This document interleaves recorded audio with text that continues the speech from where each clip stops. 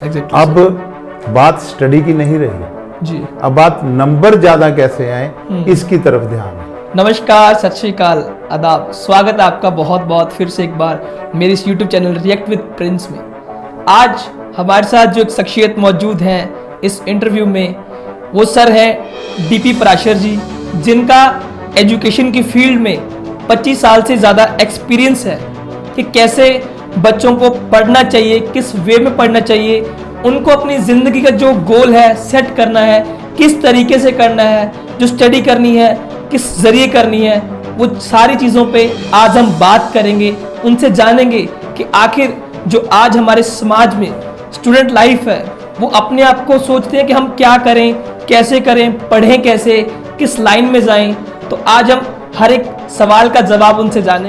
सबसे पहले सर मैं आपसे मेरा एक सवाल ये रहेगा, जो बच्चे हैं उनकी जो थिंकिंग है पढ़ाई के लिए, आप उसके लिए क्या सोचते हैं, क्योंकि वो बोझ समझ के पढ़ते हैं। ये आपका जो क्वेश्चन है बिल्कुल सही है। बच्चे वाकई ही इसको बोझ समझते हैं जी। इसका रीज़न क्या है? रीज़न बच्चे नहीं है ना, इसका रीज़न स्टडी है जी इसका जो कारण है, इसके पीछे जो मेन वजह है जी वो है माँ बाप। जी सर।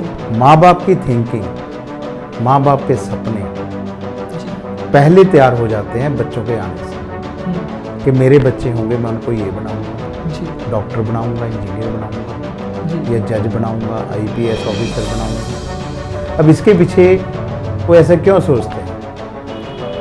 वो इसलिए सोचते हैं कि इन प्रोफेशंस की, इन जॉब्स की मार्केट वैल्यू, जी सर।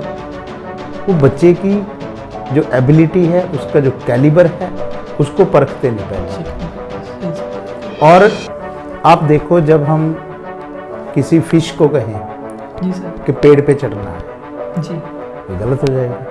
बिल्कुल सर, वो तो फिश तो पेड़ पे नहीं चढ़ेगी, पानी की रानी है वो तो। ठीक है।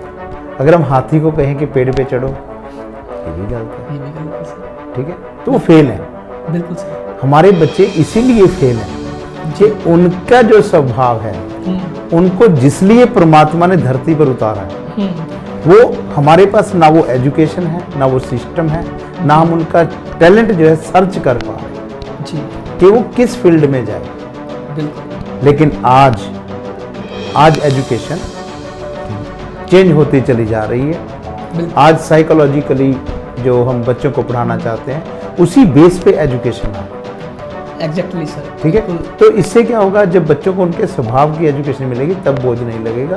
बोझ तब तक लग रहा है जब तक हम उनका टैलेंट सर्च नहीं कर पा रहे और माँ बाप के अनचाहे सपने उन पर बढ़ते चले जा रहे।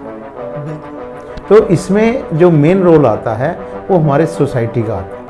जी सोसाइटी ने डॉक्टर को, इंजीनियर्स को, जी सर। आईपीएस ऑफिसर को, जजेस को एक मार्केट वैल्यू दे दी बिल्कुल कि इनमें पैसा बहुत है।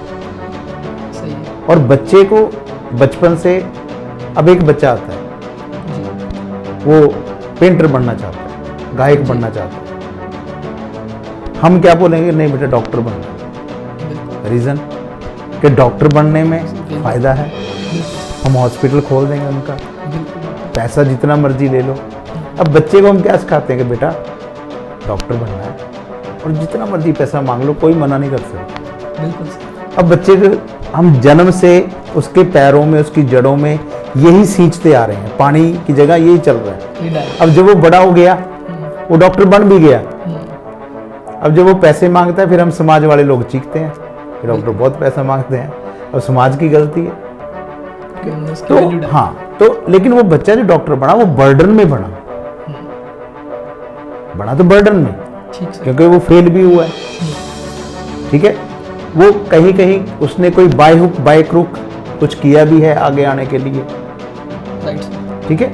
तो इसलिए जो है एजुकेशन बच्चों को बोझ लग रही है कि उनके स्वभाव के मुताबिक हम उनको नहीं दे पा रहे। सर इसी के साथ बच्चे जब एग्ज़ाम देते हैं तो उनका पूरे साल पढ़ाई के साथ जो पढ़ना होता है ना, वो केवल उनका जो मोटिव होता है, गोल होता है, एग्ज़ाम पे होता है कि मेरे को एग्ज़ाम क्लियर करना, दैट्स ऑल। लेकिन अगर आज हम पूछें किसी बच्चे से कि आपको ये याद है, पता किसी को नहीं होता। वो केवल पूरा जितनी भी उनकी जर्नी होती है लाइफ की, जो पढ़ते हैं वो केवल एग्जाम क्लियर करने के लिए पढ़ते हैं। वो उनको उस चीज़ को ढलते नहीं है कि हमें इससे समझें, हमें आगे लाइफ में हमारी नॉलेज गेन हो। इसके लिए सर कोई नहीं पढ़ता। ऐसा क्यों सर बच्चों में? देखो, ऐसा हमारा जो स्टडी सिस्टम है जी, ये माँ बाप की सोच है। माँ बाप की सोच पे स्टडी सिस्टम ने ही तैयार की है जी। वो कैसे कर दी कि जिसके ज़्यादा नंबर आएंगे वो आगे जाए। वो आगे जाएगा। Exactly, अब बात स्टडी की नहीं रही जी। अब बात नंबर ज़्यादा कैसे आए इसकी तरफ ध्यान है। बच्चे को मॉरल वैल्यूज़ का नहीं मालूम कि हमने समाज में कैसे रहना है, समाज में कैसे किसी से बात करनी है। आज बड़ों का कोई सम्मान नहीं करते छोटे बच्चे। इसका कारण कुल इतना ही है कि जो स्टडी है आज वो ज़्यादा से ज़्यादा नंबर लेने का एक माध्यम है ताकि हम आगे जाएं और हमें कोई जॉब्स मिल सके। सरकारों की भी बड़ी गलतियाँ हैं, जैसे मेरिट बेस पर वो बच्चों को निकाल रहे हैं। अब बच्चा मेरिट बेस पे जाएगा, आप किसी भी फील्ड में चले जाओ, 90% है, 95 वाले को जॉब मिल जाएगी, लेकिन जो 90 है उसको नहीं मिलेगी। जी, सही है। अब वो 90 वाला क्या करेगा? बाय हुक बाय क्रुक करेगा, नंबर के लिए पीछे भाग नंबर के लिए पीछे भाग रहे हैं। तो हमारा स्टडी सिस्टम बहुत फॉल्टी है, इसमें ये पूरा सिस्टम बदलने की ज़रूरत है ताकि माँ बाप भी नंबरों के पीछे ना भागे, क्योंकि माँ बाप का स्ट्रेस होता है बच्चे के ऊपर और बच्चा फिर सिर्फ नंबर के लिए ही केम करता है। वो स्मार्ट वर्क करना शुरू कर देता है, बाय हुक बाय क्रुक। उसे नंबर लेने से मतलब है, उसे पढ़ाई से मतलब नहीं है। सर, जो बच्चे हैं वो चाहे एज उनकी 5 साल लगा लें, चाहे वो 20 साल के हैं जो ग्रेजुएशन कर रहे हैं, सर जब वो पढ़ें, छोटे बच्चे होते हैं उनके माता पिता उनको मार के पढ़ाते हैं, जा बेटा स्कूल जा, बेटा पढ़, तू अपनी कॉपीज वर्क पूरा कर। और जो बड़े बच्चे होते हैं वो एक डिग्री लेने के लिए पढ़ते हैं। सर उनका क्या माइंडसेट होना चाहिए कि हाँ हम पढ़ रहे हैं, क्या सोच के पढ़ना चाहिए हमें कि उनको आज लगे भी हाँ अगर मैं पढ़ रहा हूँ ये मेरे फ्यूचर में काम आएगा? उनको सर क्या माइंडसेट लेके चलना चाहिए? देखो, उनका माइंडसेट सिर्फ माँ बाप तैयार कर सकते हैं या स्कूल तैयार कर सकते हैं, टीचर्स तैयार कर सकते हैं, लेकिन टीचर्स के पास भी समय नहीं, उनको खुद सरवाइव करना है। वो भी वही स्टडी करके आए हैं जो बच्चों को करा रहे हैं, वो भी अनस्किल्ड हैं, स्किल उनके पास भी नहीं है। अब वो स्किल क्या देंगे? मतलब जो बुक वर्क है वो केवल उतना पढ़ाते हैं, वो बुक वर्क है वही करा पाते हैं। इसीलिए प्रॉब्लम यही आती है, माँ बाप भी वही स्टडी पढ़ के आए हैं, स्किल उनके पास भी नहीं था। ठीक है, जिनके अपने रोजगार हैं वो अपने रोजगार में चले गए, अब वो उसके अलावा दूसरी चीज़ सिखा नहीं पाते। हमारे समाज में ना माँ बाप के पास समय है, ना बच्चों के पास समय है, ना टीचर के पास समय है कि अपने बच्चों को हम सर्च करके कुछ नई चीज़ें दे सकें। तो जैसे आपने ये कदम उठाया है, अब आप इस पे मेहनत करो, सर्च करो कि बच्चों को क्या काम होने चाहिए आगे जाके। जैसे देश बदल रहा है, आगे कौन कौन सी जॉब्स होंगी, ठीक है, उसके लिए तैयार किया जाए, बताया जाए बच्चों को बेटा आप ये चीज़ पढ़ो ताकि आगे जाके आप ये काम कर सको। तो आज उनको बताना पड़ेगा, एम हमें देने पड़ेंगे, लेकिन कौन से एम देने पड़ेंगे?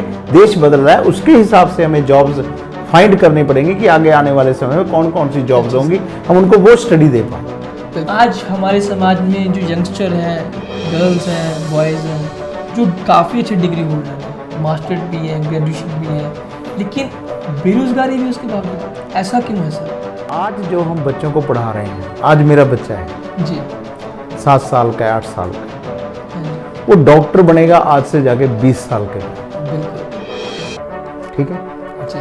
क्या 20 साल में डॉक्टर्स नहीं आएंगे? क्या 20 साल के बाद ही आएंगे? अब 20 साल में लाखों डॉक्टर आ चुके होंगे। जब आपकी टर्न आएगी डॉक्टर बनने की, जगह नहीं होगी, पहले ही डॉक्टर बहुत। इंजीनियर की एजुकेशन दे रहे हैं जी। क्या 20 साल के बाद इंजीनियर्स नहीं आएंगे? तो उसमें क्या होगा, जब आपकी टर्न आएगी आप फिर बेरोजगार, आपके लिए जगह नहीं होगी जी। ठीक है, ऐसे ही एडवोकेट की जरूरत है, लेकिन एडवोकेट 20 साल में तो आएंगे ना। बिल्कुल। तो हमारा सिस्टम कहाँ लैग कर रहा है, कमी कहाँ आ रही है कि हम आज के हिसाब से कि आज इन प्रोफेशंस की जरूरत है, इनकी डिमांड है, हम बच्चे को वही पढ़ाना शुरू कर रहे हैं, जबकि उसने पढ़ना है 20 साल के बाद।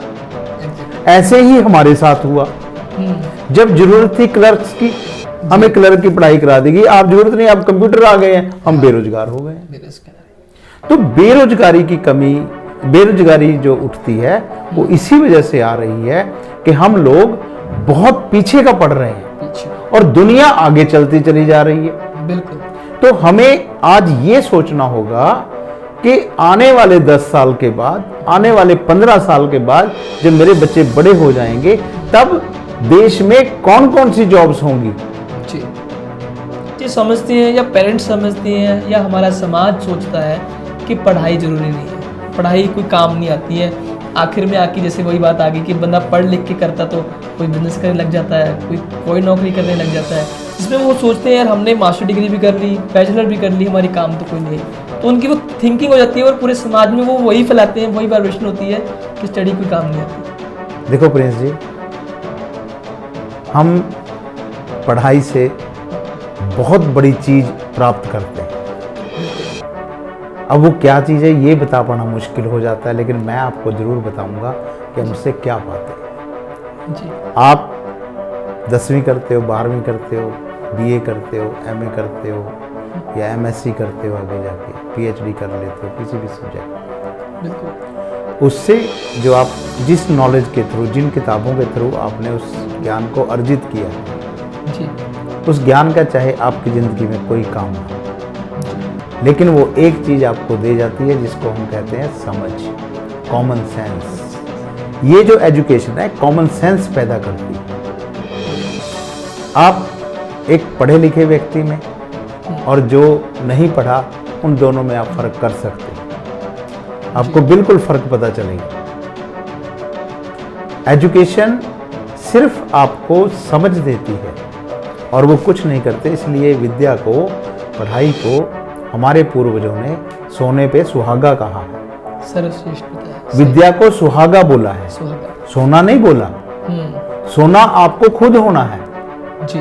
अब सोना आप ऐसे तो नहीं कि सोने को ऐसे ही गले में पहन लोगे, उस पर काम होगा, उसके गहने बनेंगे, बिल्कुल, सुहागे से उन पे चमक आएगी, तराशा जाएगा, तब आप उसको पहनोगे। तो एजुकेशन जो है सिर्फ चमक लाती है आपके अंदर, आपकी समझ को, इंटेलिजेंस को शार्प करती है। बिल्कुल। तो दोस्तों, आपने ये चीज़ जानी। आज हमारे जो साथ मेहमान हैं DP पराशर जी, बहुत ही अच्छे तरीके से इन्होंने एजुकेशन के बारे में, बच्चों को पढ़ाई कैसे करनी है उसके लिए जो इन्होंने टिप्स दिए। तो आप, अगर आप पेरेंट्स हैं, कोई बच्चा है जो भी इस वीडियो को देख रहा है, अगर आप चाहते हैं किसी और तरीके का एजुकेशन के रिगार्डिंग पूछना, कोई भी आपका क्वेश्चन हो, तो आप हमें कमेंट करके बता सकते हैं, ईमेल के जरिए आप हमें भेज सकते हैं।